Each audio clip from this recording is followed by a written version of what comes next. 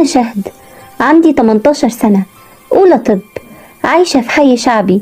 والدي متوفي، كان حلم عمره إني أكون دكتورة. اتوفى بابا وأنا عندي 10 سنين. كانت أمي بتشتغل في مصنع ملابس. أمي عندها عيب خلقي في القلب، علشان كده ما قدرتش تخلف غيري بالعافية. كنت عاود ربنا ليها والبابا. أمي تعبت كتير ومفيش حد كان بيساعدها بعد وفاة بابا. كل الأهل بيسألوا من بعيد، وكله كان عارف ظروف أمي الصحية والمادية. أنا النهاردة أول يوم ليا في كلية الطب. أنا هنزل الكلية بقى يا ماما، خدي بالك من نفسك وخدي الدواء، وبلاش تجيدي نفسك علشان خاطري. أنا ماليش غيرك يا ست الكل، ادعيلي بقى. دعيالك من قلبي يا بنتي، يا رب أشوفك أكبر دكتورة. يا ماما لسه بدري قوي على الكلام ده، يلا بقى مش عايزة أتأخر. سلام. سلام يا قلب ماما، سلميلي على البت علا. حاضر. ربنا يفتحها في وشك يا شهد يا بنت بطني. أما أقوم أنزل أتأخر على الشغل. كل ده تأخير يا شهد؟ ولا تأخير ولا حاجة يا علا. شايفة يا شهد اللي أنا شايفاه؟ إيه كل ده؟ يا لهوي، ده احنا مش عايشين. يا بنتي احنا فين وهم فين؟ احنا غلابة. والله عندك حق. الحمد لله، أحسن من غيرنا كتير. لا يا أختي، غيرنا أحسن. شايفة يا بنت العربيات؟ يا لهوي. اسكتي بقى ويلا تعالي نسأل على الجدول ونشوف ورانا ايه. عارفة يا شهد، لو ما كنتيش معايا في الكلية كنت هزعل قوي. ودينا الحمد لله اهو مع بعض. يلا بقى دخلوا المدرج. ودخلوا المدرج وقعدوا جنب بنت جميلة. ممكن نتعرف؟ ايوه طبعا، انا شهد. وانا علا. وانتي؟ رنا، بنت دكتور عزت، بابا دكتور مشهور وصاحب مستشفيات خاصة في مصر. وانتي يا شهد؟ انا من عيلة عادية جدا. انا وعلا ولا بابا ولا ماما دكاترة. انا بابا متوفي وامي بتشتغل في مصنع ملابس. اهلا بيكم. ودخل الدكتور وتعرف على الدفعة وكان كويس جدا معاهم. وعلا وشهد ورنا خرجوا من المحاضرة وراحوا الكافيتيريا. وفي احدى القصور الفخمة بيقوم بطلنا الوسيم من النوم وهو حاسس بالصداع الشديد، اصله تقل في الشرب امبارح، ويدخل علشان ياخد حمام دافي. وبعدها خرج ولبس بدلته السوداء اللي خلته الصراحة غاية في الوسامة، وخد بعضه وراح على صديق طفولته ومدير أعماله آسر الدمنهوري. مالك قعد يخبط كتير لحد ما فتح له آسر. ما بالراحة يا عم، هتخلع الباب. يلا يا زفت علشان نلحق نسافر شرم علشان المؤتمر. يلا يا صاحبي، ده هتلاقي السياح هناك ايه موزز ايه. آسر، انا مضطر اسافر امريكا دلوقتي حالا. طيب والمؤتمر؟ ما تقلقش، انا هوصل في الميعاد. ونروح عند علا وشهد اللي كانوا لسه قاعدين مع رنا في كافيتيريا الكلية. وفجأة جات لي رنا مكالمة. الو. ايوه يا بابي، عامل ايه؟ تمام يا حبيبتي، ها ايه الاخبار؟ كله تمام. كان عندي محاضرة وخلصت، وفي محاضرة بعد ساعة، وانا في الكافيتيريا مع زمايلي. بنت يا شهد. عايزة ايه يا علا؟ ايه رأيك نقول لرنا تشغلنا عند ابوها في اي مستشفى من بتوعه؟ يا بنتي اسكتي، احنا لسه عارفينها من ساعتين، نقول لها كده؟ انتي حاجة تكسف. تكسف ليه يا اختي؟ ان شاء الله. ورنا خلصت المكالمة. ما قلتليش يا شهد صحيح، انتي جايبة كام في مجموع الثانوية العامة؟ 99.5. وانتي؟ 98.5. شكلك شاطرة يا شهد. شاطرة دي دحيحة يا اختي، بس يا خسارتها. ليه بس؟ الظروف لا تسمح. بس يا علا بقى، الحمد لله احنا احسن من غيرنا. وبعد يوم طويل في الجامعة روحت كل واحدة على بيتها. ماما حبيبة قلبي، يلا سيبي بقى كل اللي في ايدك يا ست الكل، وانا هعمل كل حاجة، واطلعي انت ارتاحي برا، كفاية عليكي كده. قوليلي الأول، ايه أخبار الجامعة؟ الحمد لله تمام، بس للأسف المصاريف غالية قوي، وعلشان كده انا هحاول ادور على شغل. مصاريف الجامعة كتير وانت كفاية عليكي كده. لا يا شهد، ما تقوليش كده، أنا ربنا بيقويني. عارفة يا ماما، بس لازم أساعد نفسي. بكرة إن شاء الله هدور على مستشفى وهو منها شغل ودراسة. أمري لله. ماشي يا بنتي اللي تشوفيه.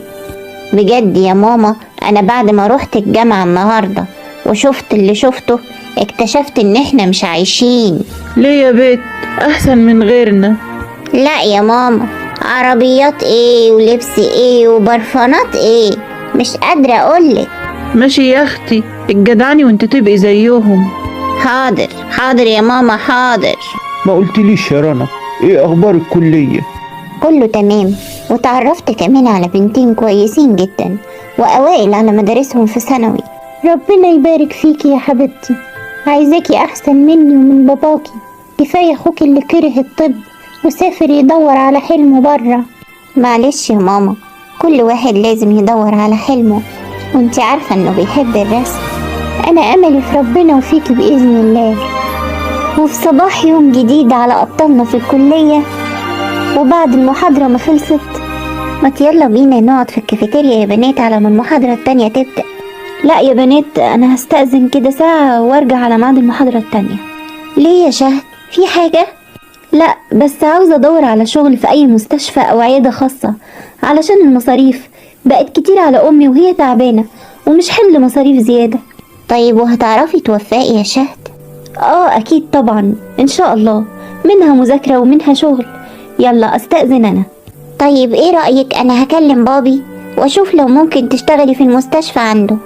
مش هينفع يا رنا، علشان ما سببلكيش مشاكل. يلا بعد إذنك. شهد لفت لما داخت وهي بتدور على الشغل، كله قال لها انت لسه صغيرة ومفيش خبرة، ورجعت الجامعة تحضر المحاضرة التانية. شهد يا شهد. نعم يا رنا. انا كلمت بابي وهو قال لي انه هيساعدك، بس كان عايز يشوفك. مش هينفع يا رنا، كله بيقول مفيش خبرة. طيب تعالي بس نقابل بابي وشوفي. ها قلتي ايه؟ خلاص ماشي، هكلم ماما بقى الأول علشان ما تقلقش عليا. كلمت شهد مامتها وقالت لها، وبعد المحاضرة ما خلصت راحوا المستشفى عند دكتور عزت والد رنا. اهلا اهلا بحبيبة بابي. اهلا يا بابي، اقدم لك شهد وعلا زمايلي في الجامعة. اهلا يا حبايبي، المستشفى كلها نورت. منورة بحضرتك. شوفي يا شهد، انا هدخل في الموضوع على طول. انا هشغلك معانا تحت التدريب انت وعلا، بس بشرط. ايه هو؟ رنا تبقى معاكو. لا يا بابي، لسه بدري. اكسبي خبرة يا رنا، ومش هتبقي لوحدك. لا مش هقدر. اتعاوني مع زميلاتك ومش هتخسري. تمام؟ تمام. طيب نستأذن احنا. مش عارفة أشكر حضرتك ازاي يا عم. لا شكر على واجب يا بنتي، انتوا زي رنا بالظبط. ربنا يوفقكم يا حبايبي. بس يا ماما، ده كل اللي حصل معايا، ايه رأيك؟ اللي تشوفيه يا بنتي، بس أهم حاجة مش عايزة تقصير في أي حاجة في دراستك. وعدت الأيام على شهد، وكانت بتتعب جدا ما بين الشغل والدراسة والمذاكرة، لكن كانت سعيدة جدا لراحة مامتها. وفي يوم رجعت لقت مامتها تعبانة جدا وماسكة قلبها. ماما مالك؟ مالك يا ماما؟ مفيش يا بنتي. مفيش ايه بس؟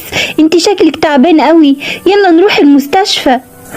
لا يا شهد، ملوش لزوم، هاخد الدواء وهبقى كويسة، ما تقلقيش يا حبيبتي. لا يا ماما، مش هينفع، لازم تروحي المستشفى حالا. واخدت شهد مامتها وراحت بيها على المستشفى، والدكتور كشف عليها. ماما عاملة ايه يا دكتور؟ طمني. مخبيش عليك يا دكتورة شهد، هي حالتها صعبة جدا. العيب اللي في القلب ابتدى يرهق القلب زيادة عن اللزوم، وده هيأثر عليها الفترة الجاية، ولازم الراحة التامة والغذاء والبعد عن الانفعال والزعل، وإلا هنفقد المريضة لا قدر الله في أي لحظة. ماما حبيبة قلبي، يعني لازم تخضيني عليكي يا ست ماما؟ معلش يا بنتي. بصي بقى، من النهاردة مفيش شغل خالص، وانا شغلي الحمد لله ماشي كويس ومش محتاجة اي حاجة، اتفقنا؟ بس كده هيبقى الحمل تقيل عليكي قوي يا شهد. انتي كفاية عندي، وصحتك اهم من اي حاجة في الدنيا يا ست الكل. وفعلا كانت شهد بتنزل شغلها في المستشفى كل يوم، ومحاضراتها ومذاكرتها كله في يوم واحد. وهي قاعدة بتذاكر فجأة رن تليفونها. أهلا دكتور عزت. أهلا يا بنتي، ها طمنيني، عاملة إيه؟ ووالدتك أخبارها إيه؟ والله الحمد لله يا دكتور عزت. بص يا شهد، انت عارفة ان رأس السنة قربت، وانا بروح كام يوم في مستشفى شرم، وفي تقصير الوقت ده في الدكاترة. قلت تيجي معايا انت وعلا، وهيبقى الأجر ضعفين، وانت أولى. ايه رأيك يا بنتي؟ طب وماما؟ هي كلها كام يوم مش كتير. النهاردة كام؟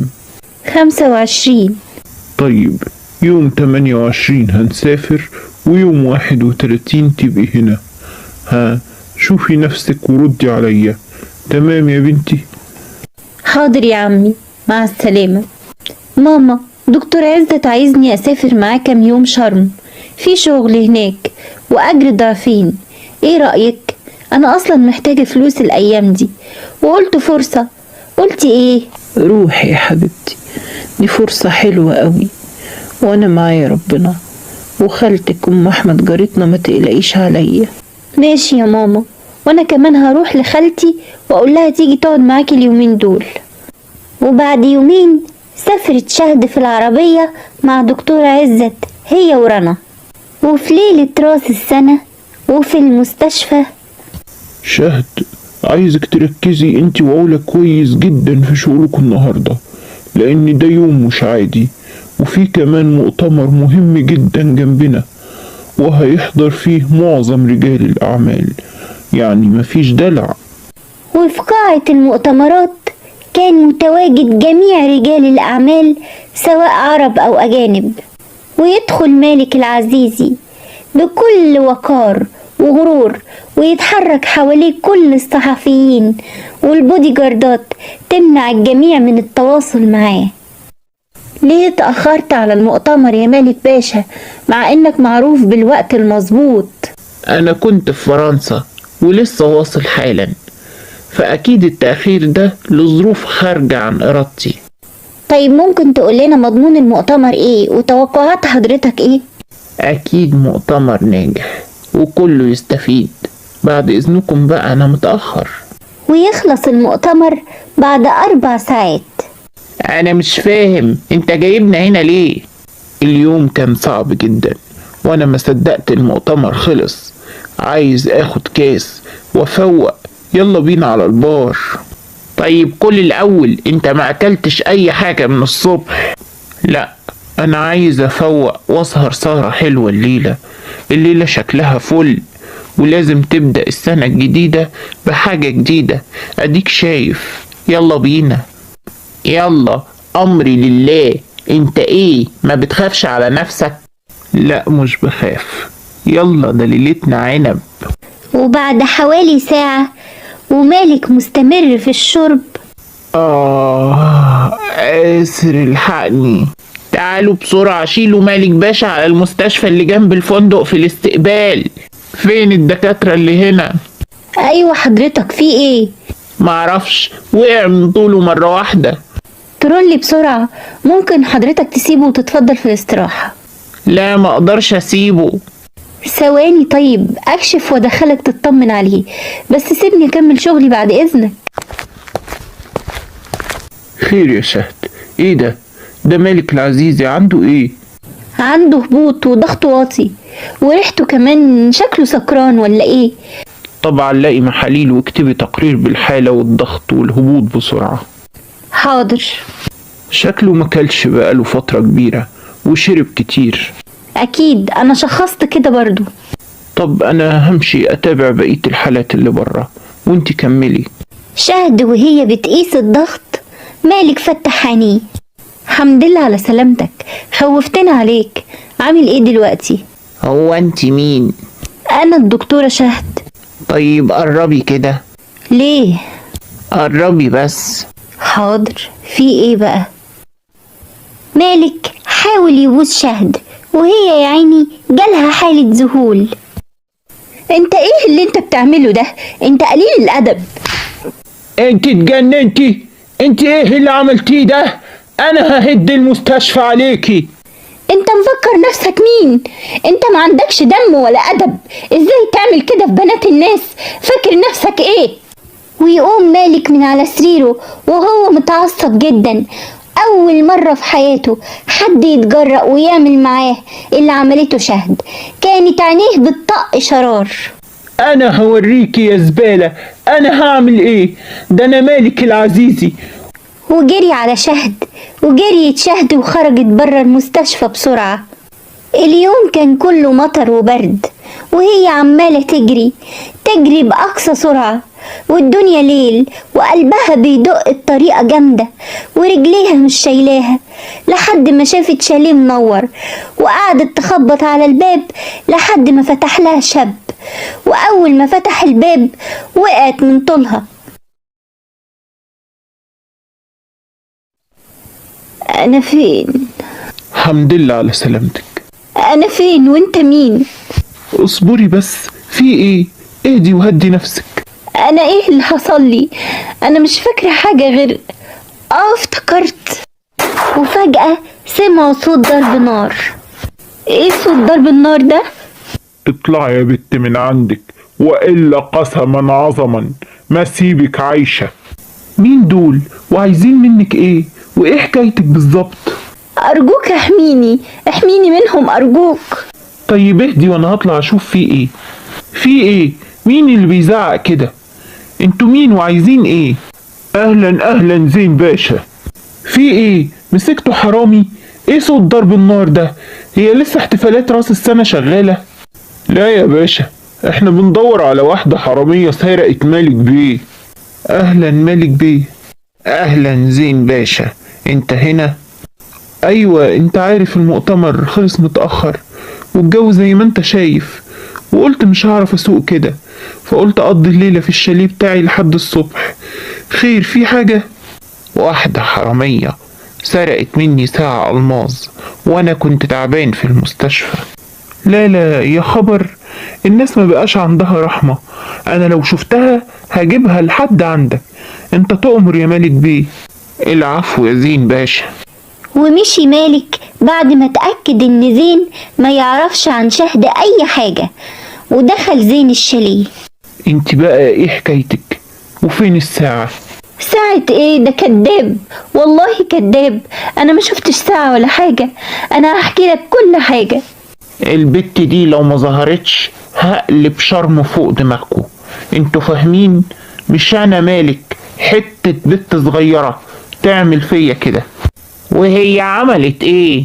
اخرس انت يا آسر، ما انا لو معايا رجالة عدلة كانت جت في ساعتها.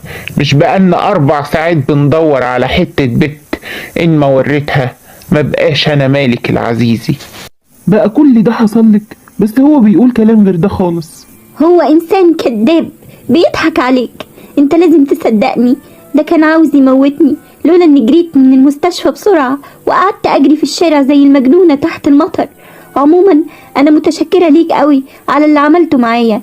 انا لازم امشي بقى، كفاية الازعاج اللي سببته لك. على فين؟ انت اتجننتي؟ انت اصلك ما تعرفيش مالك العزيزي، ده مش هيسكت على اللي انت عملتيه خالص، ممكن يأذيكي. انت لازم تفضلي هنا على الاقل على ما الجو يهدى ونشوف هنعمل ايه. قومي بقى غيري هدومك المبلولة دي بس الاول، وبعدين نتصرف. هدومي جوه، خدي منها اللي انت عاوزاه من الدولاب. بجد انا مش عارفة اشكرك ازاي. حقيقي انت انسان شهم. وفي المستشفى بعد ما عرف دكتور عزت اللي حصل مع شهد من علا. ازاي ده حصل يا علا؟ ازاي وانت ما سمعتهاش؟ معرفش يا دكتور عزت، كله كان في ثواني. الو، ايوه يا سامح، انا عايز تفريغ كاميرات لأوضة 214 حالا. المشكلة دلوقتي حضرتك لازم تنزل تتصرف مع مالك ده، لانه رجع تاني وعمال يزعق تحت في الاستقبال، وبيقول ان شهد سرقت منه ساعة ألماظ. ده غير ان شهد اختفت ومعرفش راحت فين. دي غلبانة وهو شكله مفتري. يلا بينا بسرعة. في ايه؟ ايه اللي بيحصل هنا؟ دكتور عزت، اهلا بالدكتور الكبير. ما قلتليش يا دكتور، انت ازاي تجازف بسمعة مستشفى كبيرة زي دي وتشغل عندك ناس بالشكل ده؟ ممكن تيجي معايا على المكتب نتكلم على انفراد أحسن من الهليلة اللي انت عاملها دي؟ ما يصحش كده. قبل ما نبدأ كلامنا كنت عاوز أقولك إن شهد دي زي بنتي بالظبط، وهي عمرها ما هتعمل حاجة غلط، وأنا واثق فيها جدا. قصدك ايه يعني يا دكتور؟ ثواني وكاميرات المراقبة تيجي وهنشوف. وبعد ما فرغوا كاميرات المراقبة وشافوها، ايه قولك بقى؟ يعني ايه اللي انت بتقوله ده؟ ها؟ حتة بنت زي دي تعمل كده في مالك العزيزي؟ وهي عملت ايه؟ ها؟ قولي عملت ايه؟ دفعت عن نفسها. مالك بيه، لو سمحت مش عايزين شوشرة في المستشفى من فضلك، تقدر تتفضل. يعني خلاص الموضوع خلص كده بكل بساطة؟ ماشي يا دكتور عزت، انا هوريك انا هعمل ايه. سلام يا دكتور عزت. مع السلامة. ايه البني ادم ده؟ يا ساتر يا رب. يا ترى انت فين يا شهد يا بنتي؟ ورحتي فين؟ اقول ايه لوالدتك ولبنتي؟ تاني يوم الصبح زين راح البيت عند دكتور عزت. دكتور عزت موجود؟ أيوة يا فندم. قولي له زين الأسيوطي عاوز يقابلك. أهلا وسهلا زين باشا، غني عن التعريف. أهلا بحضرتك. والدتك عاملة إيه دلوقتي؟ بخير الحمد لله. أنا كنت عاوز حضرتك في موضوع شخصي. أنت تؤمر يا زين باشا. خير. كان في دكتورة عند حضرتك اسمها شهد. مالها شهد؟ جرالها حاجة؟ قول لي يا ابني. هي بتقول إن مالك العزيزي رجل الأعمال المعروف، يعني أحاول يعتدي عليها، صحيح الكلام ده؟ هو أنت شفت شهد؟ منه لله مالك الزفت ده قالب عليها شرم كلها يا ابني. حضرتك هي عندي من امبارح، وهو جه عندي وسأل عليها، بس أنا قلت إني ما شفتهاش، وهي بتقول كلام وهو بيقول كلام، بس قلبي بيقول إنها صادقة في كلامها. صدق قلبك يا ابني، شهد صادقة في كل حرف قالته. دي غلبانة وأهلها ناس غلابة. هي زميلة بنتي في أولى طب، بس بنت متفوقة وظروفها صعبة، وأنا كنت بساعدها، ما كنتش أعرف إن ده هيحصل لها. طيب والعمل؟ العمل عمل ربنا يا زين، مش عارف أعمل إيه. أكيد مالك بيه مخلي حد يراقبني علشان يوصل لها بأي طريقة، ده شخص مؤذي. طيب أنا ممكن أخليها عندي في الشاليه لحد ما مالك ينزل مصر. تبقى عملت فينا معروف يا ابني. أنا عارف إن أنت راجل، وأنا مطمن على شهد معاك. تسلم يا دكتور عزت، دي أمانة عندي لحد ما نشوف حل. بس أنا عندي طلب، ممكن أشوف الفيديو؟ أكيد، اتفضل، الفيديو موجود هنا. انت ايه اللي انت بتعمله ده؟ انت قليل الادب. انت اتجننتي؟ انت ايه اللي عملتيه ده؟ انا ههد المستشفى عليكي. أنا كده اتأكدت من براءة شهد بنفسي واحترمتها أكتر كمان. ما تقلقش على شهد يا دكتور عزت، البنت اللي تدافع عن نفسها بالطريقة دي لازم تتشال على الراس. ووصل زين عند شهد وهو معاه أكل وعصاير ولبس ليها. ها إيه الأخبار يا أستاذ زين؟ للأسف مفيش أخبار يا شهد. دكتور عزت مش هيقدر يعمل حاجة علشان مالك مش عادي، وأنا قلت له يسافر مصر وانتي هتفضلي هنا معايا لحد ما نتأكد إن مالك سافر. ساعتها أخدك وننزل على مصر ووصلك لدكتور عزت بنفسي. أيوة بس أنا مقدرش أتأخر على ماما، دي تعبانة، ولو سمعت عن اللي حصل ليا لا قدر الله ممكن تروح فيها. أرجوك يا أستاذ زين اتصرف. وقعدت شهد تعيط بحرقة، وزين كان قلبه بيتقطع عليها. جرى إيه يا زين؟ في إيه؟ مالك؟ قلبك اتخلع عليها ليه وهي بتبكي؟ فوق يا زين، ده انت فرحك قرب على بنت عمك. عيب بقى، في ايه؟ فوق. وعدى يومين وهم على نفس الحال، وبعدها زين اتصل بدكتور عزت واتفق معاه انه ياخد شهد وينزلوا مصر على بالليل. يلا يا شهد جهزي نفسك، هننزل مصر على بالليل. بجد اخيرا، انا مش عارفه اقولك ايه واشكرك ازاي على وقفتك جنبي وانك صدقتني. ما تقوليش كده، انت زي اختي، واي حد مكاني كان لازم يعمل كده واكتر. يلا بقى جهزي نفسك للسفر بالليل ان شاء الله. وجه الليل على ابطالنا، وزين اخد شهد وسافروا على مصر، وراحت شهد على بيت مامتها هي وزين.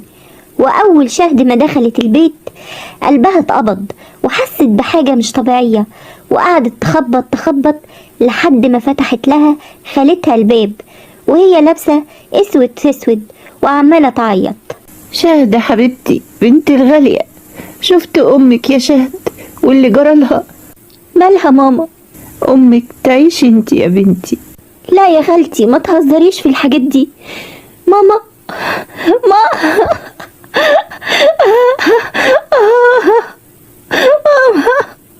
ايه اللي حصل؟ في ناس شكلها غريب جت تسأل على شهد، وهي يا عيني خافت عليها وقلبها ما استحملش وماتت. أمي، سبتيني لمين يا ماما؟ وفجأة دخل دكتور عزت من الباب. بسرعة يا شهد استخبي، مش لازم حد يشوفك هنا ولا زين كمان. في عربية غريبة في الشارع وعمالة تراقبني من ساعة ما دخلت المنطقة. خدها وامشي يا زين، شهد أمانة عندك. روح يلا بسرعة. وخرجت شهد بسرعة هي وزين من باب البيت الوراني، وركبوا العربية وجريوا بيها على طول. وطول الطريق وشهد في حالة سكون وذهول، مش مستوعبة اللي بيحصل، وفاقت على صوت زين. شهد يا شهد، انتي كويسة؟ شهد فاقت ونهارت من البكا. أمي يا زين، أمي اللي ماليش غيرها في الدنيا. أمي، قلبي وجعني، أنا مش قادرة أتحمل، أنا مش هقدر أعيش من غيرها، مش هقدر. اهدي يا شهد، انتي مؤمنة بالله وده عمرها. لا، أنا السبب. لو ما كنتش ضربته ما كانش كل ده حصل ليا، ولا ماما كانت هتروح مني. طيب اهدي يا شهد، انا لازم اخدك معايا اسيوط عند اهلي على ما نشوف ايه اللي هيحصل، وكمان فرصة تغيري جو لحد ما تهدي شوية ونشوف اخرتها ايه مع مالك بيه العزيزي. وبعد مرور 4 ساعات وصل زين وشهد أسيوط عند أهل زين. أهلا وسهلا أهلا وسهلا، يا مرحبا. إيه يا ولدي، إيه آخرك عاد؟ جلكت عليك يا ولدي، حمد لله على سلامتك. مين دي يا زين؟ تعالي يا شهد سلمي على الحاجة بدر أمي. أهلا يا طنط، إزاي حضرتك، عاملة إيه؟ بخير يا بنتي، انتي كيفك؟ ما شاء الله عليكي، كيف القمر؟ دي الدكتورة شهد يا أمي، أم رزق يا أم رزق. أهلا يا ابني، كيفك؟ حمد لله على سلامتك يا ولدي. كيفك انت يا أم رزق؟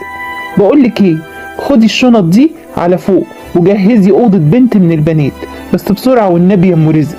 من عينيا يا زين باشا. ودخلت شهد تستريح في الأوضة اللي جهزتها لها أم رزق. كانت تعبانة قوي. أما زين قعد مع والدته وحكى لها على اللي حصل مع شهد والظروف اللي مرت بيها، والحاجة بدر زعلت عليها قوي. أعوذ بالله، بقى في ناس كده، ربنا يخرجها منها على خير يا ولدي. قوم انت ارتاح شوي وغير خرجاتك دي على ما العشاء يجهز. ماشي يا أمي. ما قلتليش أخبار البنات ايه؟ بخير يا حبيبي، طول ما انت بخير يا زين الرجال. دكتورة شهد، العشاء جاهز وست الحاجة بتقولك تعالي كولي. حاضر يا أم رزق. ونزلت شهد ودخلت وقعدت على السفرة. اتفضلي يا دكتورة، يلا كلي أكلك كله وما تتكسفيش، البيت بيتك. حاضر، أنا مش عارفة أقولك إيه. ما تقوليش حاجة وكلي يا دكتورة. وبعد العشاء تليفون زين رن. أهلا يا ابني، ازيك؟ أهلا يا دكتور عزت. بقولك ايه يا ابني، أنا عارف إني تقلت عليك، ممكن تنقل شهد في أقرب جامعة عندك وأنا هتوسط لها وهبعت الكتب بتاعتها وحاجتها اللي كانت في الفندق وحاجتها اللي في البيت عندها. مش عايز مستقبلها يضيع، والامتحانات قربت، وهخليها تشتغل في مستشفى واحد صاحبي هناك علشان تساعد نفسها وتصرف على نفسها، وهخليه كمان يشوف لها سكن قريب من المستشفى. طب ليه كده يا دكتور؟ أنا قصرت في حاجة لا قدر الله؟ انت كده بتغلط فيا. شهد مسؤولة مني لحد ما تخلص دراستها وتبقى أحسن دكتورة، بس ابعت الورق وأنا اتصرف وما تقلقش عليها. وبعد ما خلصت المكالمة بقولك ايه يا شهد، أنا هنقل أوراقك هنا في الجامعة وهجيب حاجتك والكتب بتاعتك علشان تشوفي حالك بقى وتعوضي اللي فاتك. أيوة، بس أنا مش هقدر يا زين باشا، موت أمي صدمني ومش قادرة أفكر ولا أعمل أي حاجة. احنا يا بنتي عوض ربنا ليكي، وأنا كيف أمك يا حبيبتي. أنا متشكرة قوي والله يا حاجة بدر، دي حاجة تشرفني إن ربنا يعوضني بأم زي حضرتك. خلاص يبقى ترمي حمولك على الله واطلع ارتاحي يا بنتي، وما تعوليش هم حاجة خالص من هنا ورايح. وتاني يوم الصبح. صباح الخير يا زين باشا. صباح الورد. صباح الخير يا ماما الحاجة. صباح الخير على عيونك يا حبيبتي. على فكرة يا شهد، الورق وصل، يلا علشان اوصلك الجامعة في سكتي وانا رايح الشغل. بجد؟ طيب يلا بينا. وفجأة تدخل ملك. تعالوا أعرفكم بقى مين هي ملك. ملك بنت صيادية جميلة، وهي تبقى بنت عم زين وخطيبته، وفرحهم قريب. صباح الخير يا حبيبي، كيفك؟ صباح الخير يا حاجة بدر. صباح الخير. اهلا. مين دي يا زين؟ دي الدكتورة شهد، بنت واحد صاحبي، وجات الجامعة هنا. ايه عندك مانع؟ لا عادي، بس بسأل، مش خطيب انت؟ ملك اتعمدت تعلي صوتها علشان تسمع شهد، وشهد سمعتها والكلمة نزلت عليها زي الصعقة. قامت شهد ومشيت من قدامهم بسرعة قبل ما حد يلاحظ دموعها. ايه اللي انا حاساه ده؟ مالي متضايقة كده ليه؟ وعند مالك بقى حتة بنت يا آسر، مش عارف تعرف هي فين؟ ها؟ في ايه؟ ايه ده يا مالك؟ مش حتة عيلة تعمل فيك كده؟ ايه يعني؟ فيها ايه البت دي اكتر من غيرها؟ انت بتسأل فيها ايه؟ فيها طار، وانا ما بحبش اسيب طاري. راقبنا دكتور عزت ومفيش جديد. اعمل ايه تاني يا آسر؟ قولي اعمل ايه؟ خلاص بقى سيبك منها، دي عيلة وغلطت. لا طبعا مش هسيبها، ودي اخر مرة اسمعك تقولي كده، فاهم؟ انا مش هسيبها غير لما اكسرها زي ما كسرتني. وفي عربية زين وهم رايحين الجامعة. مالك يا شهد؟ ساكتة ليه من ساعة ما ركبت العربية؟ لا ابدا، مفيش حاجة، بفكر في حياتي اللي اتقلبت في يوم وليلة. انا هقدم لك الورق، ومن بكرة هخلي السواق يجيبك ويوديكي.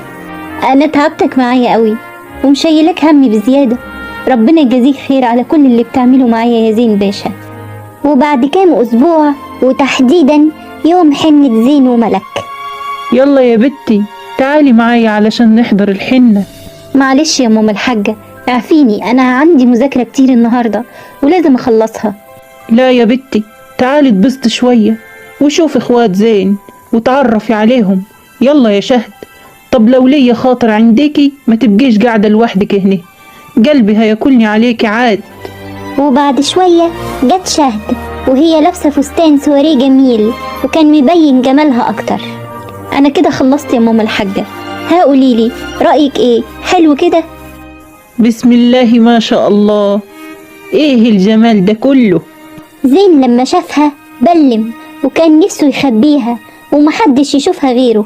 عقبال ما افرح بيكي يا بنتي ووصلك لعريسك بيدي. وزين لما سمع كلام الحاجة بدر شاط من الغيظ أكتر. ايوه بس اللبس ده يعني مش مكشوف شوية؟ انا اسف اني بتدخل. يعني ايه وحش اغيره؟ المفروض كده، احنا في البلد وما يصحش كده. كلام ايه ده يا زين؟ طيب دي طلع كيف القمر في الفستان؟ ما هو ده اللي مجنني يا حاجة بدر. يلا بينا يا زين، يلا يا شهد، اكده هنتأخر على العروسة. اهلا بالحجة، البيت نور. البيت كان كبير لامم كل ولاد عم زين، ومن ضمنهم اخوات زين البنات اللي جم يرحبوا بوالدتهم الحاجة بدر وبشهد. ايه الجمال ده كله يا دكتورة؟ ايه اللي هي عاملاه في نفسها دي؟ تكونش فاكرة نفسها العروسة؟ شهد كانت قاعدة طول الحنة حزينة وشاردة لحد ما الحاجة بدر قالت لها يلا يا شهد، زين شيع حد يوصلنا للبيت. ما تخليكي يما لحد ما الحنة تخلص. لا يا بنتي كفاية لحد كده، انا تعبت وبدي ارتاح شوية، وكمان علشان الدكتورة شهد عنديها مذاكرة مش عاوزة اخرها اكتر من كده. خلاص يا حاجة بدر، بكرة اجي وزين البيت ابدال الضلمة اللي فيه. زعلت شهد من تلقيح ملك وخرجت بره تستنى الحاجة بدر في العربية. وشوية وركبت الحاجة بدر ووصلوا البيت. وتاني يوم الصبح وهو يوم فرح زين. ماما الحاجة، انا همشي دلوقتي علشان انا عندي امتحان، آخر مادة، ادعيلي. أنا احتمال أتأخر النهاردة شوية علشان هروح مستشفى صاحب دكتور عزت، ولو كده هستلم الشغل من بكرة. ليه كده بس يا دكتورة؟ أنا قصرت معاكي في حاجة؟ بالعكس يا زين باشا، أنا ما شفتش أكرم منك أنت وماما الحاجة. بس خلاص بقى، كفاية لحد كده، ولازم أعتمد على نفسي. كتر خيركم. ده كلام سابق لأوانه يا دكتورة، ولما تخلصي ابقى اعملي ما بدالك. مش هينفع يا زين باشا، صدقني. خلاص بقى، أنا قلت إيه؟ وبعدين لسه مخلصناش من مالك، اوعاكي تنسي. يلا علشان ترجعي بدري وتيجي مع الحريم وتجهزي علشان فرح بالليل، ولا مش عاوزة تحضري فرحي؟ حاضر يا زين باشا، ربنا يكملك على خير ويفرحك، انت تستاهل كل خير. وبالليل كان الفرح والكل راح، وزين ما شالش عينه من على شهد اللي كانت قاعدة طول الفرح شاردة وساكتة خالص. وخلص الفرح وشهد طلعت على أوضتها، ودخل زين وملك أوضتهم. وبعد ساعتين نزل زين وهو عمال يزعق ويشتم في ملك، وسحبها من شعرها بطول سلالم القصر، واتصل بعمه ومرات عمه. تعالوا شوفوا بنتكم المحترمة، شوفوا مين ضحك عليها وجاية تضحك عليا. في ايه يا ولدي؟ ايه اللي حصل؟ كنت فين يا مرات عمي وبنتك دايرة على حل شعرها؟ روحي وانت طالق بالتلاتة، وروحي يلا مع أهلك. عيبك ده يا ولدي، الناس تقول علينا إيه؟ مهما كان دي شرفك وعرضك وفي وشك يا ولدي. أنا قلت يمين ومش هرجع فيه يا ولدي، علشان خاطري وعلشان خاطر إخواتك البنات. آخري معاكوا هتقعد شهرين 3 وبعدين نقول مفيش نصيب، وده علشان خاطر الكل. حاضر يا ولدي حاضر، اللي تشوفه. زين بيبص فوق، شاف شهد واقفة على السلم وعينه جت في عينيها، ودخلت الأوضة بتاعتها قبل ما حد يشوفها. تاني يوم الصبح زين كان قاعد هو والحاجة بدر بيشرب قهوته وما نامش طول الليل، وفجأة دخلت عليهم شهد. على فين العزم يا دكتورة؟ أنا كنت رايحة المستشفى اللي الدكتور عزت قال لي عليها، النهاردة أول يوم، وكنت جاية استأذن ماما الحاجة وامشي. طيب كنت ريحتي شوية يا بنتي، ده انت لسه مخلصة امتحانات. معلش يا ماما الحاجة، كده أحسن علشان أعوض اللي فاتني، بعد إذنكم. وفي فيلا دكتور عزت، بابا أنا وعلا عايزين نسافر نزور شهد، أصلها وحشتنا قوي. حاضر يا رنا، هكلم زين واشوف ايه الأخبار، بس هم يومين مش أكتر. كان نفسي أجي معاكم واشوفها، بس أكيد مالك لسه بيراقب فيا وهي مش ناقصة. أكيد يا بابا. طيب كلم زين دلوقتي علشان ألحق أظبط أموري. حاضر يا ستي. ألو، أيوة يا زين، عامل إيه أخبارك وأخبار الست الوالدة وشهد؟ معلش يا ابني ما قدرتش أجي فرحك، أنت عارف الظروف هنا عاملة إزاي.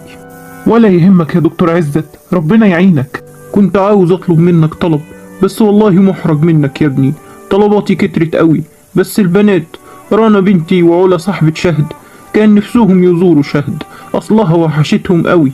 يا خبر يا دكتور عزت، دي البلد تنور بيهم، ما تقولش كده، ضيوف شهد على راسي من فوق، ينوروا. قولي بس انت حابين يجوا امتى وانا ابعت لهم العربية تجيبهم وتوديهم. كلك ذوق يا ابني، خلاص لو كده اول الاسبوع يناسبك. تمام يا دكتور عزت، حضرتك تؤمر. متشكر يا ابني، مع الف سلامة. خلاص يا ستي سمعتي، جهزي نفسك بقى اول الاسبوع. تمام يا أحلى بابي، أروح بقى أبلغ علا علشان تجهز. تصبح على خير يا بابي. وانت من اهله يا حبيبتي. ألو، أيوة يا علا، بقولك إيه، اجهزي بقى أول الأسبوع هنروح لشهد. بجد يا رنا؟ والله يا بنتي احنا مش عارفين من غيرك كنا هنعمل إيه. يا هبلة انتوا اخواتي، يلا أسيبك بقى أنا وشوفي وراكي إيه. ماشي يا قمر، سلام. سلام. وفي الصعيد تدخل شهد. مساء الجمال على أجمل ماما في الدنيا. واه يا شهد، كل ده غياب يا بنتي، قلبي كان واكلني عليكي. سلامة قلبك يا قمر انت، معلش والله غصب عني، اليوم كان طويل وكله عمليات، والحمد لله أنا بخير. طيب يا بنتي، المهم انك بخير. يلا اطلعي اوضتك وغيري خلقاتك وتعالي ناكل سوا، ده حتى زين في المكتب ولسه ما تعشاش. حاضر يا ماما، بس ممكن بلاش تتعبوا نفسكم وتستنوني تاني على العشاء وتتعشوا في ميعادكم. لا يا بنتي، انت واحدة من البيت، ما تقوليش كده، وكفاية مش بنشوفك طول اليوم.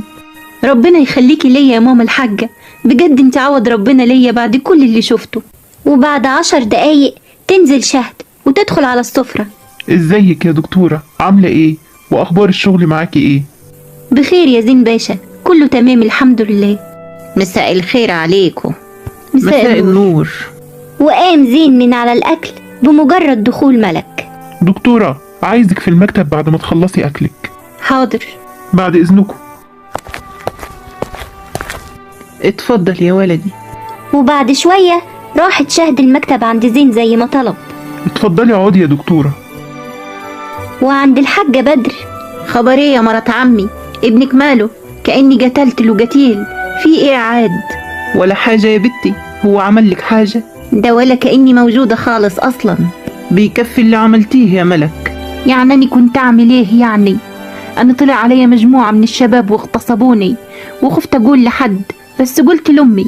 أعمل إيه يعني؟ كنت أضحك عليه؟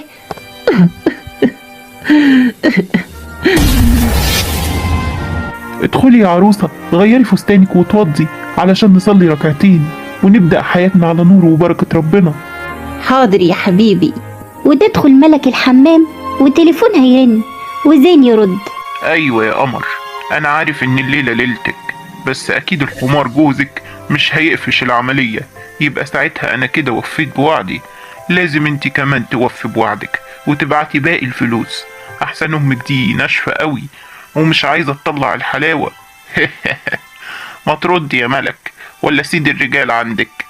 طب انا كده شكلي اطمنت عليكي. طيب سلام يا لوكا، اشوفك بعد ما تدخلي يا قلبي. سلام، هبقى اكلمك في وقت تاني. زين قفل وما كانش مصدق اللي سمعه. نادى على ملك بصوت عالي جدا هز أركان القصر. في إيه؟ صوتك عالي كده ليه؟ اسمعي، ايه ده؟ إيه ده؟ وإيه اللي يخليك ترد على تليفوني؟ ده ربنا اللي خلاني ارد، علشان انتي واحدة كدابة وغشاشة ما عندكيش ضمير، لا انتي ولا امك، وعلشان كده لو فاكرة ان ربنا سترك تبقي غلطانة، وانا بقى هفضحك يا بنت عمي.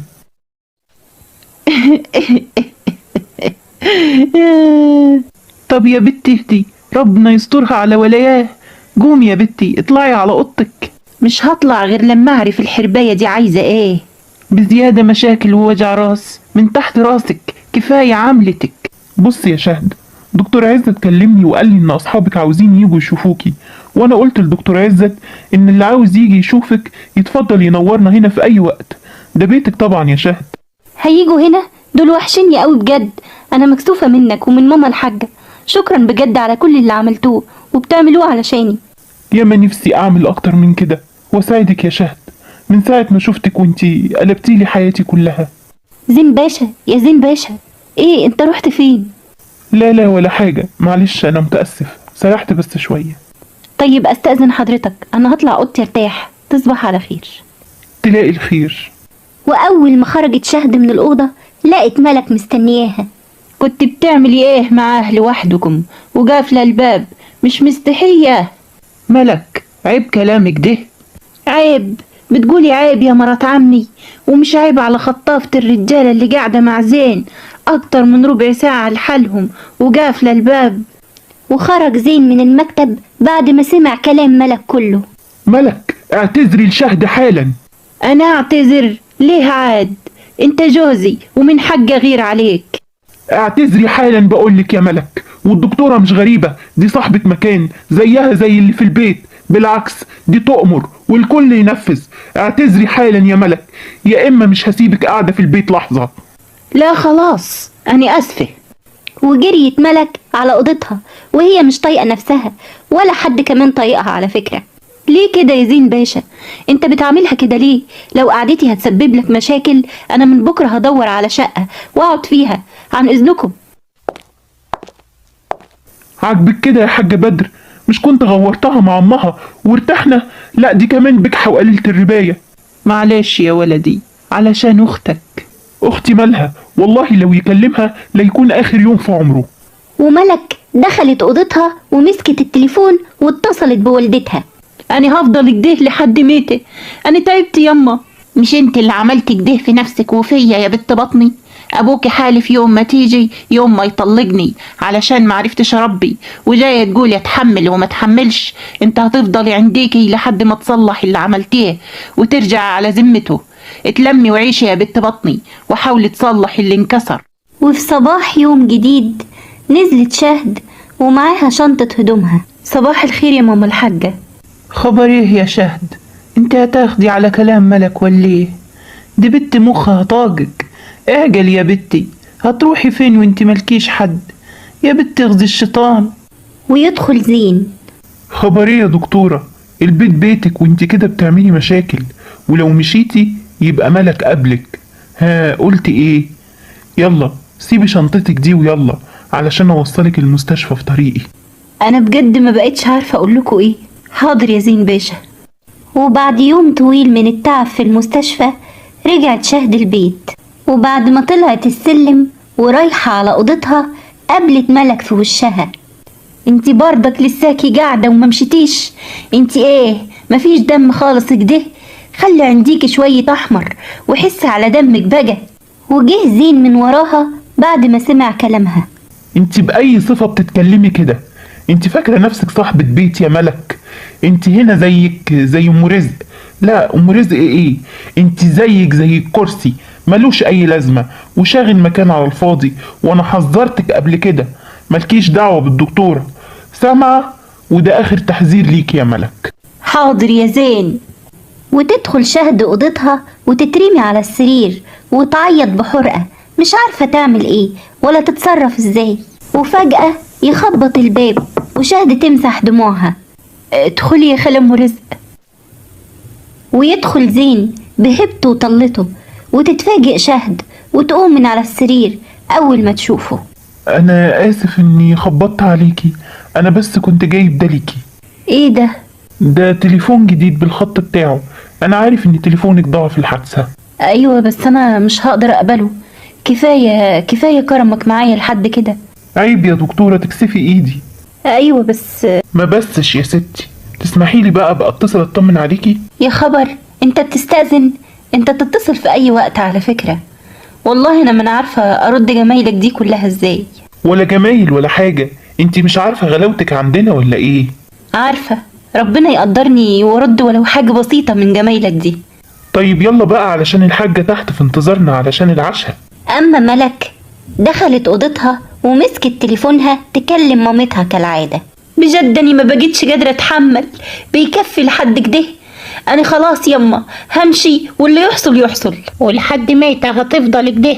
بقولك ابوكي حالف عليا يمين طلاق. انت عايزة الناس تشمت فينا؟ خلاص يما انا زهقت. انت مش شايفة بيعملوني كيف الخدامة هنا؟ انت مش حاسة بحاجة يما؟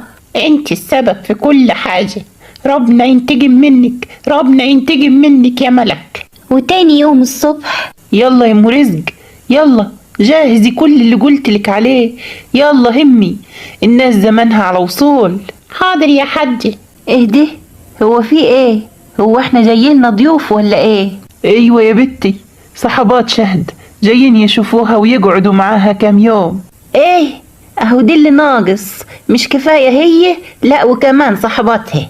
عيب كده بقى، كفاياكي حديث ماسخ. وبعدها لك يا ملك، انتي مش ناوية تجيبيها البر ولا ايه؟ لا يا زين، مش قصدي، سامحني، أنا آسفة، مش هعمل حاجة تاني.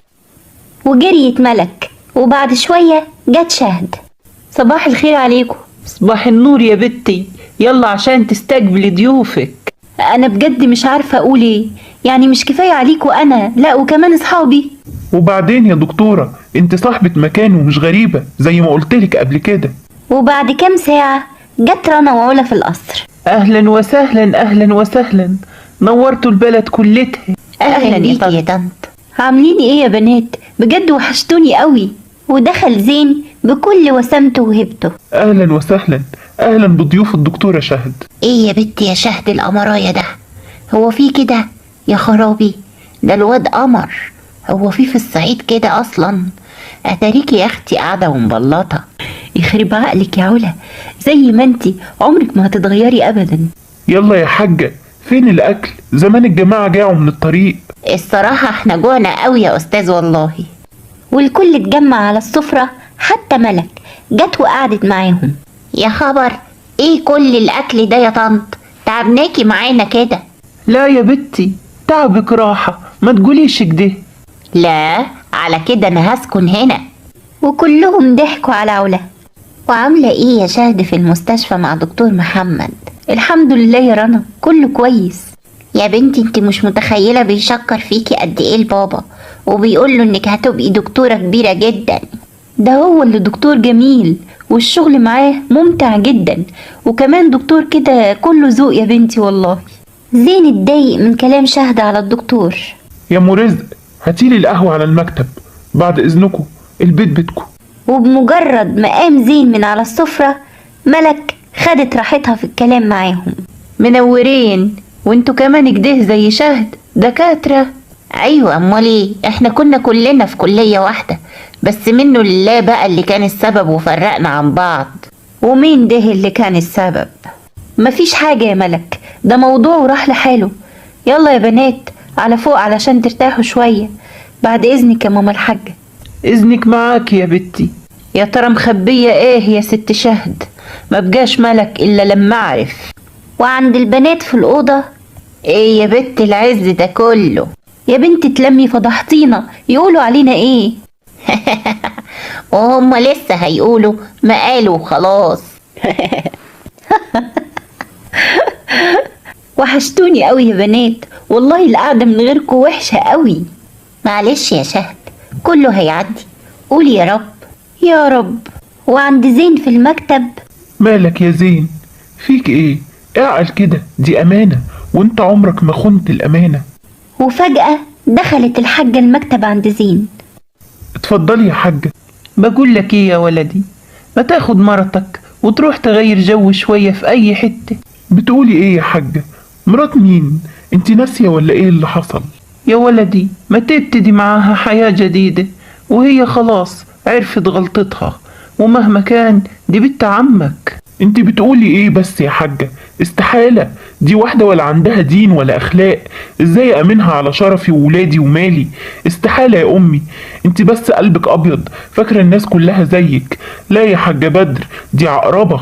يا ولد، أنا نفسي أفرح بيك وأشوف ولادك قبل ما قابل وجه كريم. بعد الشر عنك يا امي، ربنا يديك الصحة وطولة العمر. العمر بيجري يا ولدي وانت بتكبر. كان مشكلتك اخواتك البنات، وهم اتجوزوا وبقالهم فترة. شوف بقى حالك يا ولدي. حاضر يا امي، حاضر. ربنا يريح بالك يا ولدي، تصبح على خير. تلاقي الخير. وعند شهد. بس ايه يا بت يا شهد المز اللي تحت ده؟ ايه ده؟ قمر يا بت، مش لازم تفوتيه، ده مال وجمال. يا علا تنيلي، انا في ايه ولا في ايه؟ وبعدين ده متجوز ملك اللي كانت قاعدة معانا. صحيح يا علا، اوعي تغلطي معاها في حاجة، هي ما تعرفش عني حاجة خالص، ومش طايقة وجودي هنا اصلا. شكلها يا بت يا شهد غيرانة منك على جوزها. الصراحة هي عندها حق، لو انا منها يا لهوي ما خليكيش تقعدي ساعة معاه. طيب يلا يا ستي، تصبحوا على خير بقى. رايحة فين؟ على اوضتي. يا حلاوة، انا شايفة البيت بيتك. اتخمدي بقى، انتي ايه يا شيخة؟ وخرجت شهد من عندهم وراحت الجنينة، ودي كانت أول مرة تقعد فيها من ساعة ما جت. وفجأة دخل عليها زين. مالك يا دكتورة؟ ايه اللي مسهرك؟ زين باشا خضتني. انا اسف.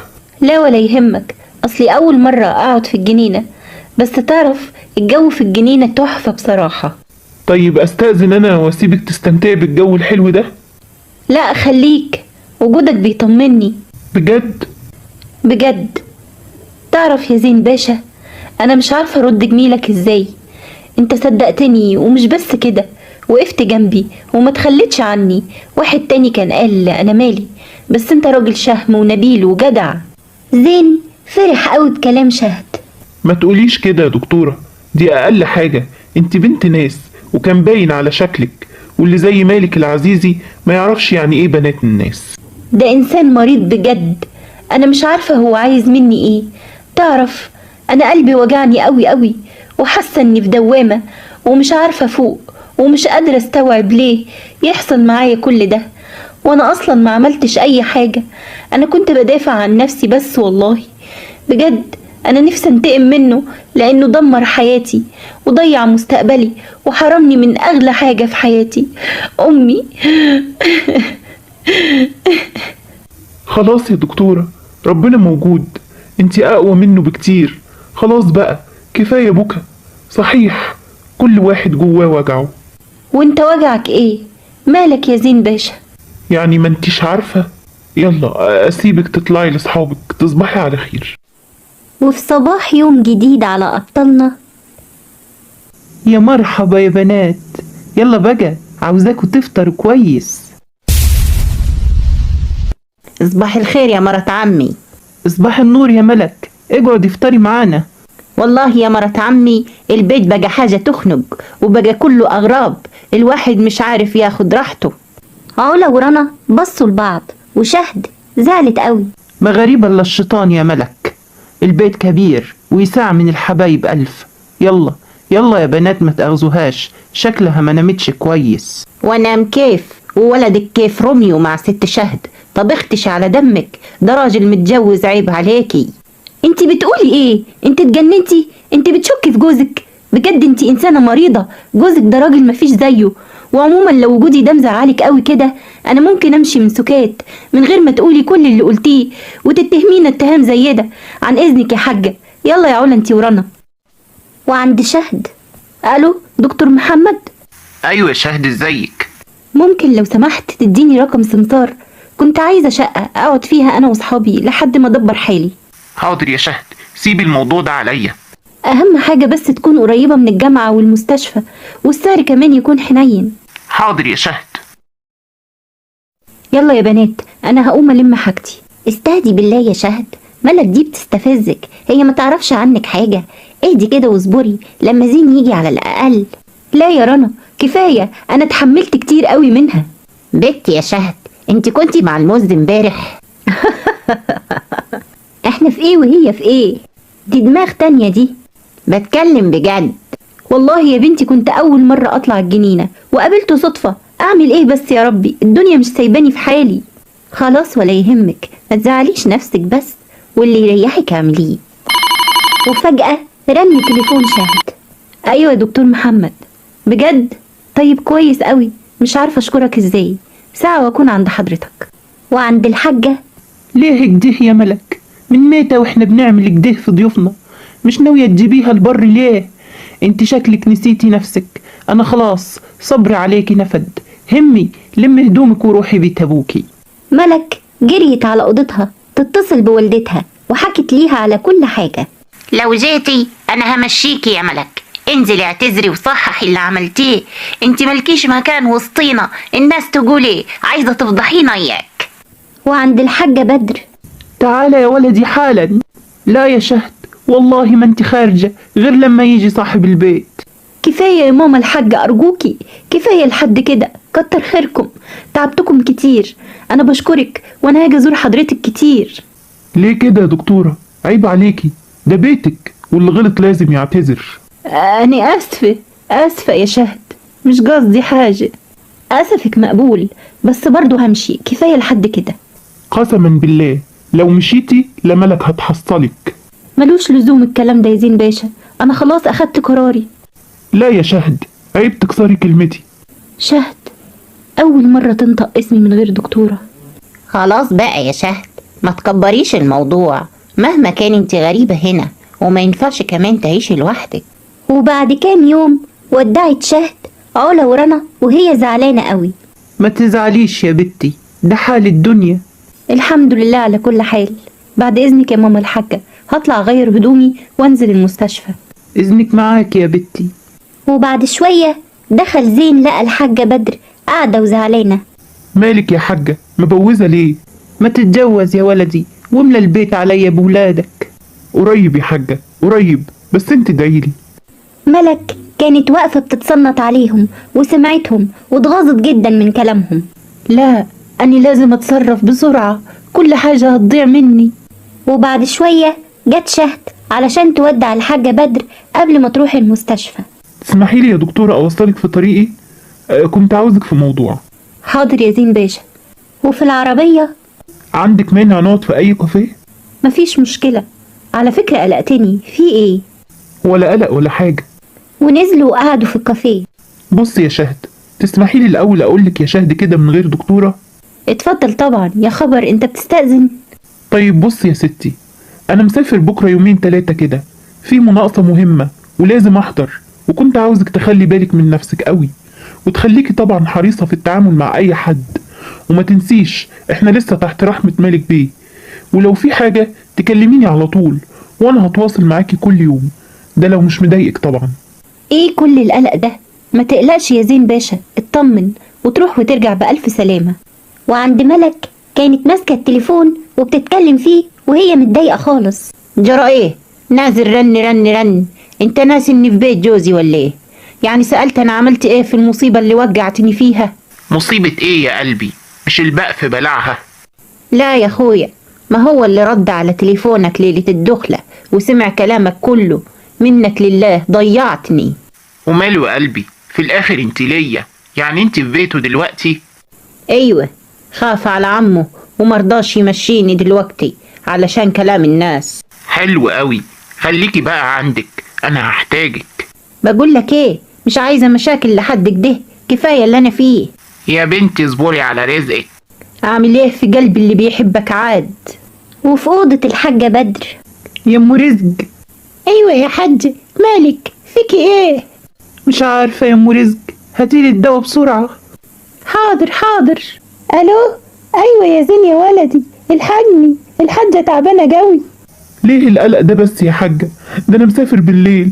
طب اقفلي دلوقتي يا أم رزق، أنا هتصل بالدكتور يجيلها وأنا جاي في السكة، ثواني وأبقى عندكم. وراح الدكتور للحاجة بدر وكشف عليها. الحاجة ضغطها عالي قوي وده مش مطمني، أنت عارف هي تعرضت لأكتر من جلطة وده مؤشر ما يطمنش. أنا هتصل بممرضة تيجي تقعد معاها هنا. وفجأة دخلت شهد. خير يا دكتور، ماما الحاجة مالها؟ خير، بس الضغط عالي ولازم نتابع قياسه.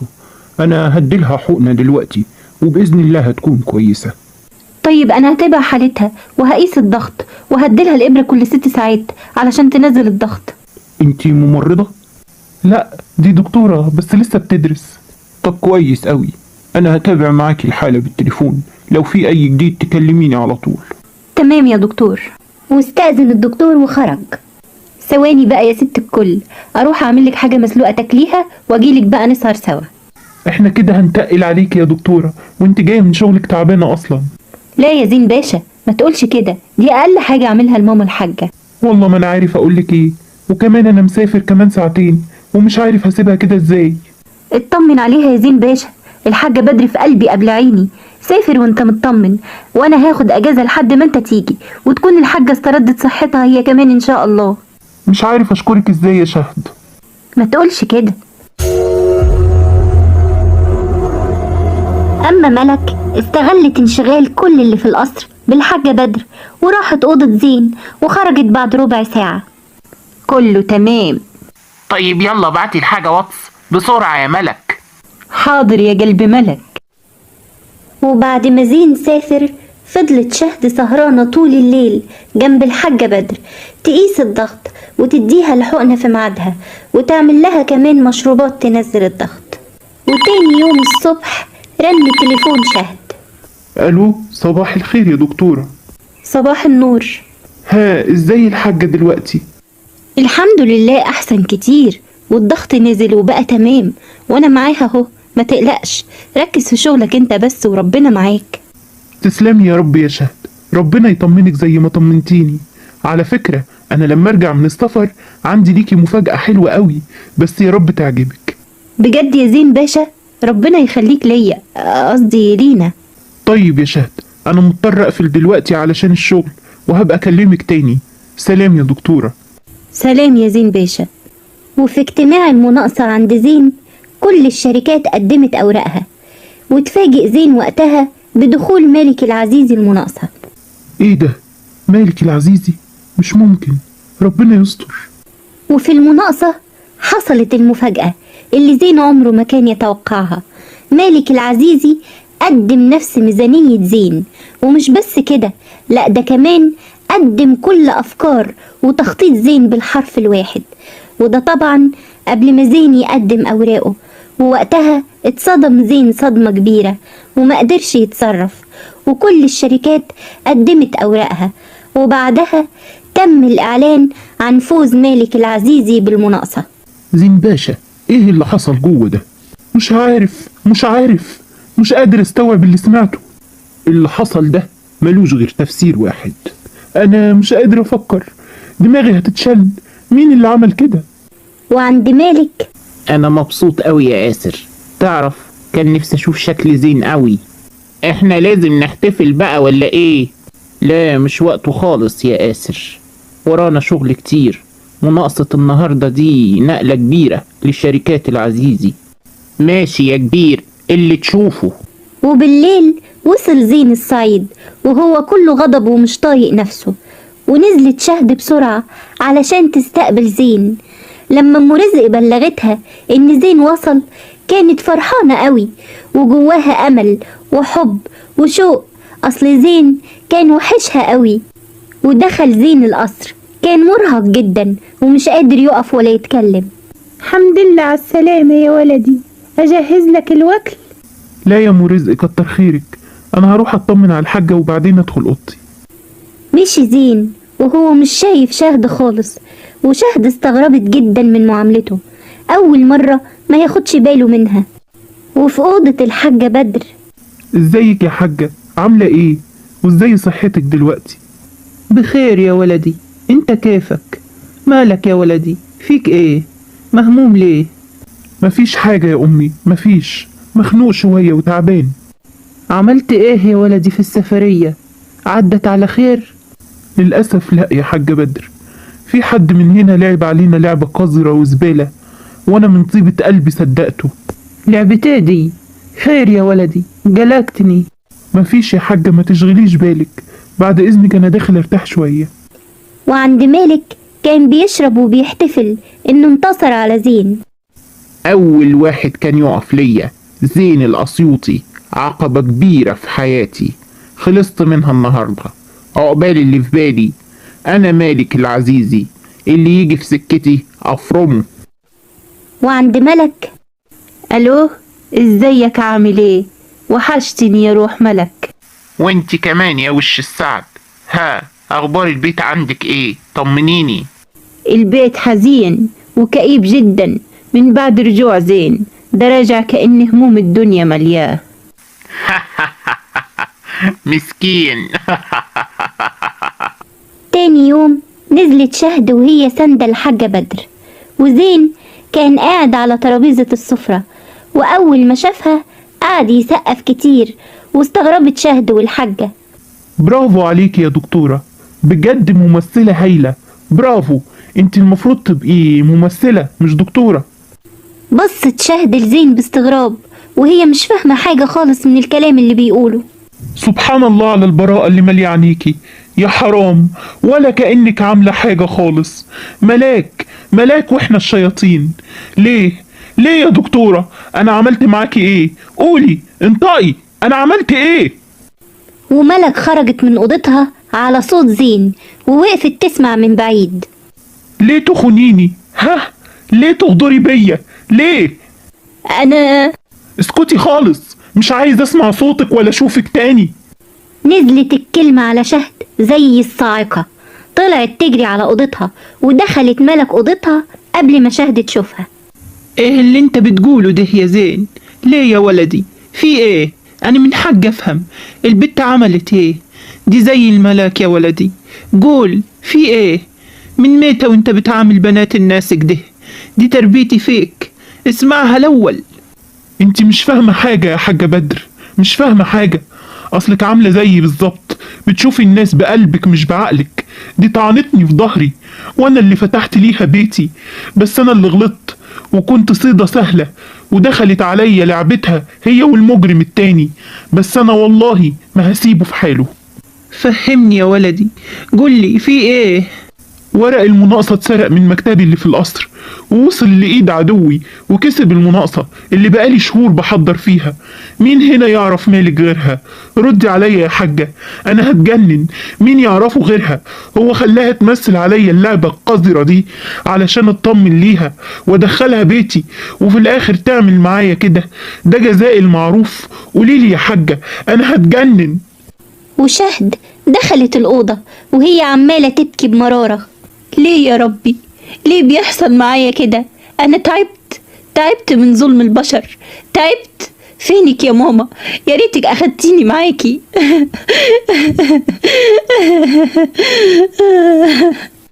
ولمت حاجتها كلها وخرجت من الأوضة، لقت ملك بتبصلها وبتضحك عليها.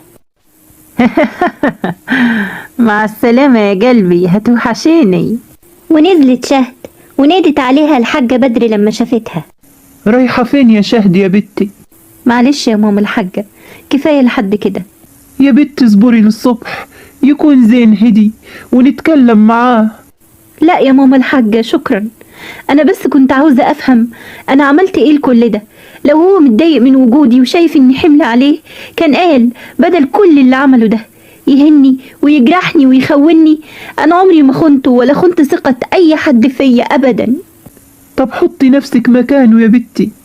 ورق المناقصة اتسرق منيه ووصل ليد مالك العزيزي. كيف يا بنتي؟ قوليلي. والله العظيم أنا ما أعرف أي حاجة عن اللي بتقوليه ده. إزاي حصل؟ مالك أنا أصلا مستخبية منه، وليه أخونه وأخسره ليه؟ وهو عمل معايا كل خير، وأنا عمري ما أقدر أبدا أعض الإيد اللي اتمدت لي بالخير. بعد إذن حضرتك يا ماما الحاجة، أشوف وشك بخير واسمحي لي أبقى أطمن عليكي وعلى صحتك. خدي بالك من نفسك ومن صحتك. مع السلامة. مشيت شهد وقررت إنها تسيب البلد باللي فيها وترجع تاني بيت أهلها وتعيش فيه، واللي يحصل. شهد ركبت أول قطر راجع القاهرة، ووصلت شهد وراحت على بيت أهلها ودخلت وقفلت الباب عليها وقعدت تعيط وتفتكر والدتها لحد ما راحت في النوم. وبعد ساعتين الباب خبط جامد، وشهد قامت وهي مفزوعة من النوم وفتحت الباب وشافت اللي عمرها ما توقعت تشوفه أول ما توصل القاهرة. انت عايز مني ايه؟ مش كفاية اللي عملته فيا؟ دمرت كل حاجة وليك عين تيجي لحد هنا؟ حرام عليك، انا عملت فيك ايه؟ ده انا انقذت حياتك، بس اقول ايه؟ هو اللي زيك بيحس اصلا؟ وفجأة ضربها مالك على وشها وسحبها من شعرها ونزل بيها، وهي ما قدرتش تقاومه خالص، ونزلوا وركبها العربية وهي عمالة تصرخ. نزلني بقولك، انت فاكر نفسك مين؟ الحاكم بأمره؟ نزلني يا حيوان. اخرسي خالص. سامعة ولا مش سامعة؟ انا هخلي ايامك سودة. انت سامعة؟ ولسه هو انا عملت حاجة؟ انا هوريكي عذاب جهنم على الارض. وشهد خافت قوي وقعدت تعيط. ليه كده يا ربي؟ ليه كده؟ انا عملت ايه لكل ده؟ حرام عليك، ربنا ينتقم منك.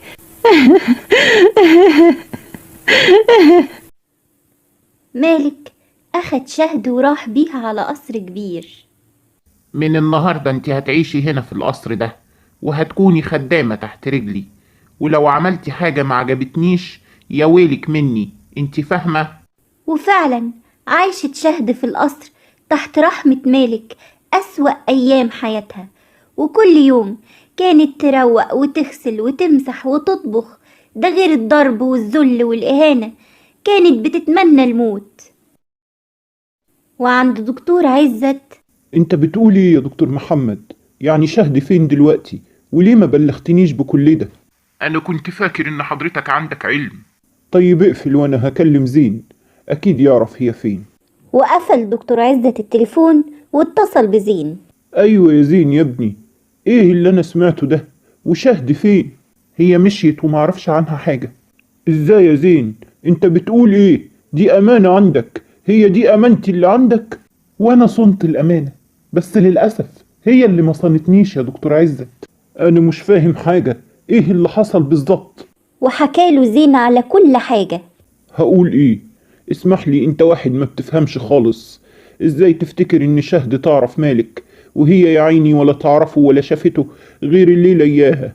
على العموم شكرا جدا ليك، طلعت اهل ثقة وانا هدور عليها بنفسي. ايوه بس دكتور عزت قفل السكة في وش زين، وقعد دكتور عزت يدور على شهد ومعاه علا ورنا، لحد ما حد من جيران شهد قال له انه شاف مالك العزيزي وهو واخدها معاه وركبها العربية بالعافية وهي كانت عمالة تعيط. وراح دكتور عزت مقر شركات مالك العزيزي. مالك بيه مش موجود وفي أجازة، آسر بيه موجود لو تحب حضرتك تقابله. ودخل دكتور عزت عند آسر. أهلا أهلا دكتور عزت، خير أمرني. فين شهد؟ شهد مين؟ شهد اللي صاحبك اخدها من بيتها، راحت فين؟ هي البلد سايبة؟ انتوا فاكرين البنت ملهاش اهل ولا ايه؟ صدقني يا دكتور عزت أنا معرفش أي حاجة عن اللي أنت بتقوله، اهدى بس وفهمني إيه اللي حصل. افهمك ايه يا اسر بيه؟ مالك بيه اللي انت بتشتغل عنده خطف شهد، بأي حق ده يحصل؟ وازاي يعمل كده؟ خطف شهد؟ طيب اهدى اهدى يا دكتور عزت وأنا هحاول أتصرف. آسر كلم مالك في التليفون وعرف منه مكانه وراح له. آسر شاف شهد وهي في المطبخ عند مالك. مين دي؟ دي شهد، وهي قاعدة هنا بصفة ايه؟ خدامة زي ما انت شايف. في ايه يا مالك؟ بقالك كام يوم واخد اجازة ومختفي وخطفت البنت والدنيا مقلوبة عليك وانت قاعد عادي ولا كأن في اي حاجة. في ايه؟ انت نسيت نفسك ولا ايه؟ انت بتحاسبني؟ يا ابني دكتور عزت مش ساكت وقالب الدنيا عليك وعايز البنت ترجع بيت اهلها. بقولك ايه يا آسر، سيبك منه، هو هينسى نفسه ولا ايه؟ يا ابني ما ينفعش اللي انت عامله ده في بنات الناس، سيبها بقى ترجع وكفاية لحد كده. لا طبعا مش هسيبها. وانت عاوز منها ايه؟ الدكتور عزت هيبلغ البوليس على فكرة. خلاص يا آسر انا هتجوزها. نزلت الكلمة على شهد زي الصعقة. ايه؟ انت بتقول ايه؟ زي ما سمعت. ايه ما بتسمعش؟ ابعت للدكتور عزت على الساعة 8 علشان يشهد على العقد، وهات المأذون وجهز كل حاجة. ولو البنت ما وافقتش هتعمل ايه؟ يو يا آسر اسمع الكلام، بنت مين اللي هاخد رأيها؟ هي نسيت نفسها ولا ايه؟ ومشي آسر وشهد فضلت واقفة مش مصدقة نفسها من الصدمة. يلا يا دكتورة اطلعي جهزي علشان كتب كتابنا بالليل، وإياكي سامعة؟ إياكي تقولي إنك مش موافقة، أقسم بالله محدش هيعرف لك طريق، سامعة؟ وعند ملك. إزيك يا قمر، أخبارك إيه؟ بخير يا حبيبي، الحمد لله. انت كيفك؟ وحشتني يا قمر. بقولك إيه، كان في ورق ناقص كنت عاوزك تصورهولي وتبعتهولي زي كل مرة. وبعدين معاك بقى، أنا مش عاوزة مشاكل، وزين المرة دي مش هيسكت. طب المرة اللي فاتت وربنا ستر ولقينا اللي يلبسها. ما تقلقيش يا قمر، أنا معاكي وجنبك على طول. حاضر يا قلبي، بس بالليل بقى لما يخرج زين علشان أعرف أدخل أوضته براحتي. سلام يا حبيبي. وقفت الحاجة بدر مذهولة من اللي سمعته. بقى ملك هي اللي سرقت ورق المناقصة؟ طب ليه؟ ده سطر عليها من الفضيحة وظلم البنية. يا بنت الكلب يا واطية، أنا لازم أخبر زين حالا. انت بتقولي ايه يا حاجة؟ ملك يا ملك! ونزلت ملك بسرعة. فضيحة وداريت عليكي وقلت زيك زي اختي، وفي الاخر تغدري بيا وتبعيني علشان مالك العزيزي.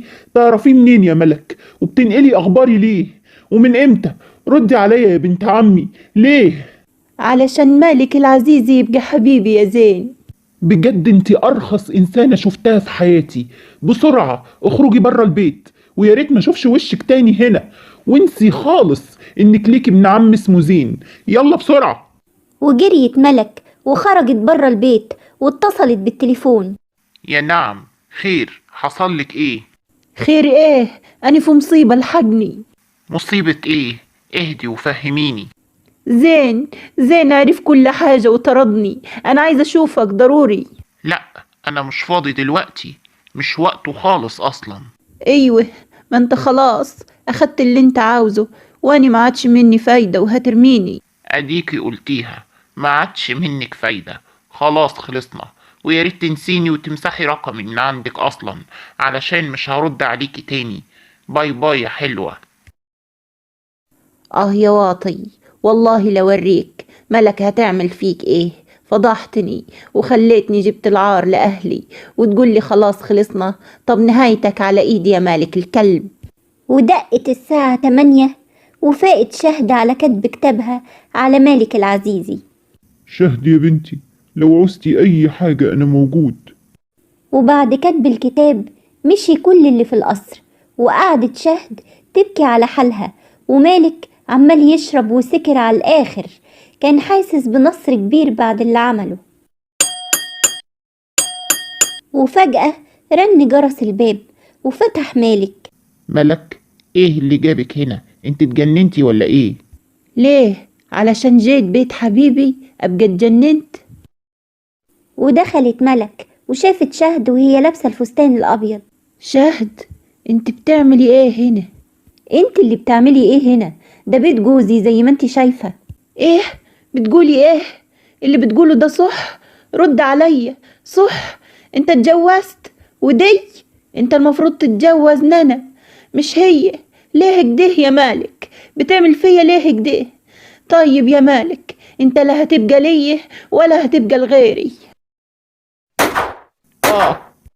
ملك طلعت مسدس من شنطتها وضربت بيه مالك. مالك! سامحيني يا شهد، سامحيني على كل اللي عملته معاكي. أنا بجد حبيتك، أنا عمري ما عرفت الحب غير معاكي يا شهد. اهدى اهدى يا مالك، الكلام خطر عليك. اهدى وتنفس بالراحة. لما أموت ابقي افتكريني يا شهد، بجد كان نفسي أعيش معاكي وتكوني أم لأولادي. أنا بحبك من كل قلبي، لا، أنا بعشقك يا شهد. ومات مالك، وشهد كانت حزينة عليه جدا، كانت فاكرة ان عمرها ما هتتأثر بيه، بس موته أثر فيها جدا. وجه البوليس وأخد ملك واتدفن مالك، وجه زين. شهد، أرجوكي سامحيني، أنا ظلمتك، بس أنا ما كنتش أعرف الحقيقة وعرفتها. يلا يا شهدي تعالي معايا، انت ملكيش مكان هنا، أنا مش هسيبك تضيعي من إيدي تاني أبدا. أنا مسامحاك من غير حاجة، انت وقفت جنبي في أزمتي وكنت نعمة الأخ والسند. وعمري ما هزعلك تاني. يلا بقى لمي هدومك وتعالي معايا يا شهد. أنا مش هسيب بيت جوزي يا زين باشا، وهفضل فيه. للأسف طريقك غير طريقي، وكفاية عليا لحد كده. أنا هحقق حلمي وحلم أهلي، إني أكون دكتورة كبيرة. وإنت يا زين باشا شوف طريقك، وأتمنى لك السعادة من كل قلبي. وبعد كام سنة أنا النهاردة فخور ببنتي الجميلة شهد محمد حسين لحصولها على الدكتوراه بمرتبة الشرف، وأتمنى ليها حياة سعيدة. وأنا بشكر الأب الروحي الدكتور عزت على وقوفه جنبي كل السنين دي ودعمه ليا، وبدعي كل الحضور لافتتاح مستشفى الملكي، وده هيكون إن شاء الله ليلة راس السنة. مش دايما النهايات بتكون سعيدة. شهد اختارت حلمها وحققته وكانت سعيدة. أهم حاجة إن الإنسان يرضى باسمة ربنا. ساعات الاختيار بيبقى صعب، بس الأصعب هو تحقيق حلمك. إلى اللقاء في رواية جديدة وحكاية جديدة من حكايات رورو.